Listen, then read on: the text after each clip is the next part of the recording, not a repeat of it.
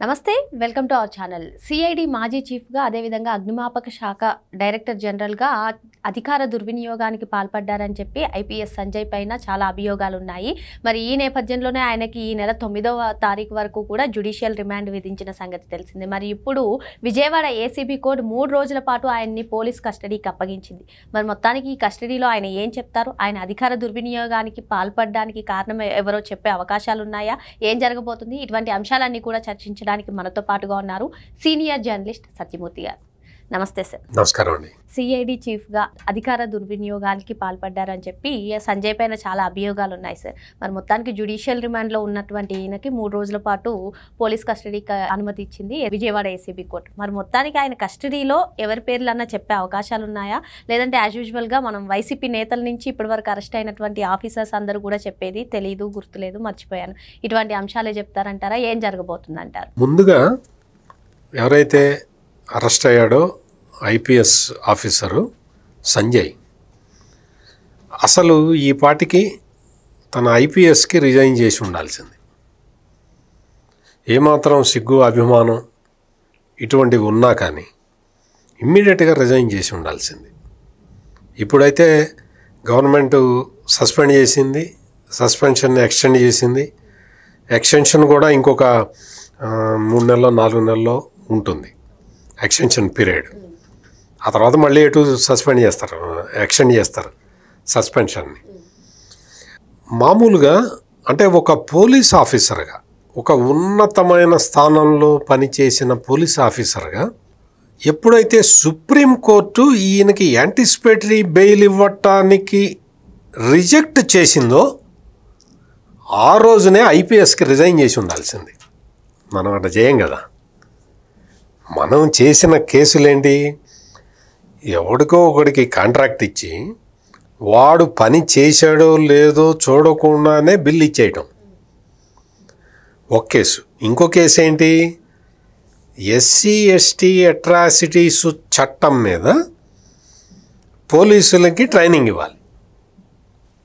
అంటే సంజయ్ ఒక ఐపీఎస్ ఆఫీసర్గా తాను చేయాల్సిన బాధ్యత ఏంటి అంటే ఎస్సీ ఎస్టీ అట్రాసిటీస్ చట్టం ఎట్లా చక్కగా ఎట్లా వాడాలి, ఎస్సీ ఎస్టీలకి ఎట్లా మేలు చేయాలి, ఈ చట్టం ఉండటం వల్ల వాళ్ళు ఆత్మగౌరవంతో ఎలా బతకగలుగుతారు, ఈ చట్టాన్ని దుర్వినియోగం చేయకుండా ఒకవైపు చూడటం, రెండో వైపు ఈ చట్టాన్ని సద్వినియోగం చేసుకొని వాళ్ళ ఆత్మగౌరవాన్ని కాపాడుకోవటం.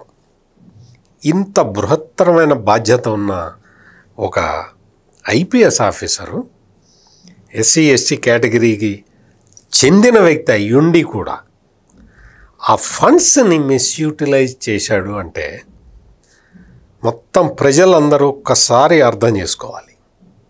ఇది వేరే కుంభకోణాలు ఏవి కాదు. అంటే మీకు మామూలుగా మద్యం కుంభకోణము, లేకపోతే టీడీఆర్ బాండ్ల కుంభకోణము, లేదు సిలికాన్ దీన్ని దొంగ ఎక్స్పోర్ట్స్ చేసే కేసు, ఇసుక దొంగ ఎక్స్పోర్ట్ చేసే కేసు, అటువంటివి కాదు. ఇది ఏంటి అంటే ఎస్సీ ఎస్టీ అట్రాసిటీస్ చట్టం మీద అవేర్నెస్ కల్పించే ప్రోగ్రాముకి సంబంధించిన నిధులని ఒక ఎస్సీ ఆఫీసరే మిస్యూటిలైజ్ చేయటం ఎంత నేరమో మీరు ఆలోచించండి. అమౌంట్ ₹1,00,00,000 లేకపోతే 1,19,00,000 అనేది క్వశ్చన్ కాదు. ఇక్కడ ఏంటి అంటే ₹10 సరే నువ్వు నీ వర్గానికి సంబంధించిన వాళ్ళు, నీ కులానికి సంబంధించిన వాళ్ళకి న్యాయం చేయాల్సిన పొజిషన్లో నువ్వు ఉండి ఇటువంటి దుర్వినియోగానికి పాల్పడటం అనేది అతి పెద్ద సామాజిక నేరం.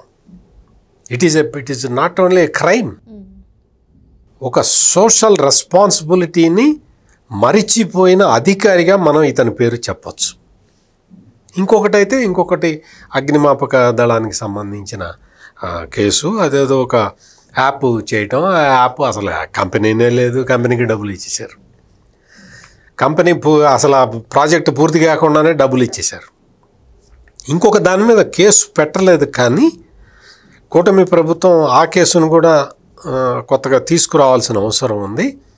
అగ్నిమాపక శాఖలో చాలామంది అనర్హుల్ని పెట్టాడు, ఎంప్లాయ్మెంట్కి పెట్టి వాళ్ళకి వేలాది రూపాయల శాలరీ ఒక్కొక్కడికి ఇచ్చాడు. వాళ్ళందరూ కూడా ప్రైవేటు వ్యక్తులు, జగన్మోహన్ రెడ్డి ఇంట్లోనో భారతీరెడ్డి ఇంట్లోనో లేకపోతే వాళ్ళ ప్రైవేటు బంగ్లాల్లోనో పనిచేసే వాళ్ళకి అగ్నిమాపక శాఖ నుంచి శాలరీలు ఇచ్చాడు అనేది ఇంకొక కేసు. ఆ కేసుకు సంబంధించి ఇంకా డీటెయిల్స్ వాళ్ళు సేకరిస్తున్నట్టున్నారు, అది కూడా వస్తుంది. అంటే నువ్వు ఒక ఐపీఎస్ ఆఫీసర్గా, ఒక బాధ్యత గల అధికారిగా ఉండాల్సిన నువ్వు చేసిన పనులు ఇవి.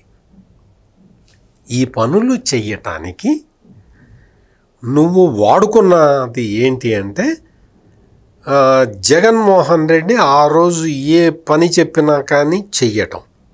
అంటే జగన్మోహన్ రెడ్డి ఏ పని చెప్తే ఆ పని చేసి జగన్మోహన్ రెడ్డితోటి శభాష్ అనిపించుకొని నువ్వు చేసిన పనులేంటి, నీ కులం వాళ్ళకి, నీ వర్గం వాళ్ళకి నువ్వు మోసం చేయటం. ఎంత అన్యాయం మీరు ఒక్కసారి ఆలోచించండి. ఈ రోజున 3 రోజుల పోలీస్ కస్టడీకి ఇవ్వటం, అసలు జ్యుడిషియల్ రిమాండ్కి పంపిస్తారు, అంటే కోర్టు ఆధీనంలో ఉంటారు. పోలీస్ రిమాండ్ అంటే పోలీసుల ఆధీనంలోకి తెచ్చుకుంటారు. అంటే పోలీసుల ఆధీనంలోకి తెచ్చుకొని ఏం చేస్తారు, కేసుకి సంబంధించిన వివరాలు అడుగుతారు. నిజంగా నాకైతే ఒక రకమైన ఫీలింగ్ అయితే వస్తున్నది. నేనే గనక ఆ పొజిషన్లో ఉంటే మామూలుగా సుప్రీంకోర్టు యాంటిసిపేటరీ బెయిల్ రిజెక్ట్ చేయంగానే నేను పదవికి ఐపీఎస్ పోస్ట్కి రాజీనామా చేస్తాను. ఇప్పుడు పోలీసులు తీసుకున్నా అంటే నిన్న మొన్నటి వరకు తన ఆధీనంలో పనిచేసిన పోలీసులే ఈ రోజున నువ్వు దోషివి, నువ్వు రా, ఇక్కడికి వచ్చి కూర్చొని మా ముందు కూర్చొని నువ్వు సమాధానం చెప్పు, మేము క్వశ్చన్లు అడుగుతాం, నువ్వు సమాధానం చెప్పు అంటున్నారు. అంటే నిజంగా ఎంత దురదృష్టం, ఎంత నీకు ఆ అధికారి ఎవరైతే ఈ సంజయ్ అనే ఐపీఎస్ అధికారి ఎవరైతే ఉన్నారో అతను ఎన్ని దారుణాలకి పాల్పడి ఉంటే ఈ స్థాయికి వచ్చి ఉంటాడు. ఈ స్థితికి చేరుకోవటం అంటే అసలు మామూలు విషయం కాదు. నీకు ఈ కేసులో దీని వెనక ఎవరున్నారు అని అడగరు క్వశ్చన్లు పోలీసులు. ఎందుకో తెలుసా, ఇది ఇండిపెండెంట్గా అతను తీసుకున్న నిర్ణయమే. అతనే సంతకాలు పెట్టాడు, అతనే రిలీజ్ చేశాడు, అతనే డబ్బులు ఇచ్చాడు, అతనే సెలెక్ట్ చేశాడు కంపెనీలని, అతనే డబ్బులు ఇచ్చాడు. అందుకని ఈ నేరం ఎలా చేశావు అనేది ఇప్పటికే ఆల్రెడీ ఎస్టాబ్లిష్ అయిపోయింది. ఆ నేరాన్ని కన్ఫర్మ్ చేసుకుంటారు. అతను నాకు ఏమీ తెలియదు, నేను మర్చిపోయాను, నాకు గుర్తులేదు అని చెప్పినా శిక్ష తప్పదు. లేదు నేనే చేశాను అని చెప్పినా శిక్ష తప్పదు. నేనే చేశాను, నాకు తెలియక చేశాను, లేదు నేను పొరపాటున చేశాను, లేదు ఇదిగో 1,19,00,000 రూపాయలు నేను ఇక్కడ కొట్టేసి బలానా ఇల్లు కొనుక్కున్నాను అని ఏదో ఒకటి నువ్వు ఏం చెప్తావనేది నేను ఎట్లా ఊహిస్తాను? పోలీసులు ఏం అడుగుతారోనే ఊహించలేము. సంజయ్ ఏం సమాధానం చెప్తాడో ఎట్లా ఊహిస్తాం? అందుకని ఇదిగో ఇది ఉన్నది, ఇందులో నాకు ఇంత వాటా వచ్చింది అని ఒప్పుకుంటే ఐపీఎస్ అధికారి అయినందుకు నీకు ఆఖరి రోజుల్లో అయినా సరే నీకు కొంత గౌరవం దక్కటానికి అవకాశం ఉంటుంది. నేను చెప్తున్న పాయింట్ ఏంటి అంటే, నీకు కనీసం నీకు ఒక సోషల్ రెస్పాన్సిబిలిటీ ఉంది. ఐఏఎస్ ఐపీఎస్ ఆఫీసర్లుగా పనిచేసే వాళ్ళకి ఒక సామాజిక బాధ్యత ఉంటుంది. ఆ సామాజిక బాధ్యతే నేర్పుతారు వాళ్ళకి. అటువంటి సామాజిక బాధ్యతని విస్మరించాను, నా సామాజిక వర్గానికే నేను ద్రోహం చేశాను అన్న పశ్చాత్తాపం ఏమాత్రం ఉన్నా సంజయ్ పోలీసు విచారణలో నీ నేరాన్ని అంగీకరించి నీ ఎస్సీ ఎస్టీ సోదరులకి నువ్వు బహిరంగ క్షమాపణ చెప్పి, ఇప్పటికే పోలీసులు చాలా లాంగ్ రోప్ ఇచ్చారు.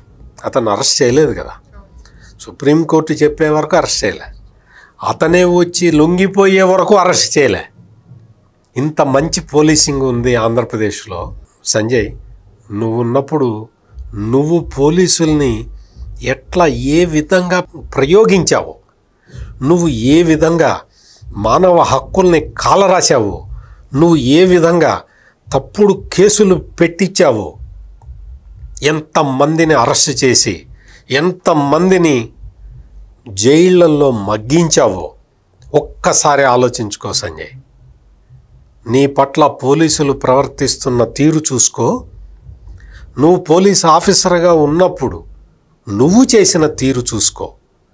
ఇప్పటికైనా నీ అంతరాత్మని మేల్కొల్పి సమాజానికి నువ్వు చేసిన ద్రోహాన్ని ఒప్పుకొని శిక్ష అనుభవిస్తే నువ్వు చేసిన పాపానికి, నువ్వు చేసిన తప్పుకి ఏదన్నా నిష్కృతి ఉంటుంది.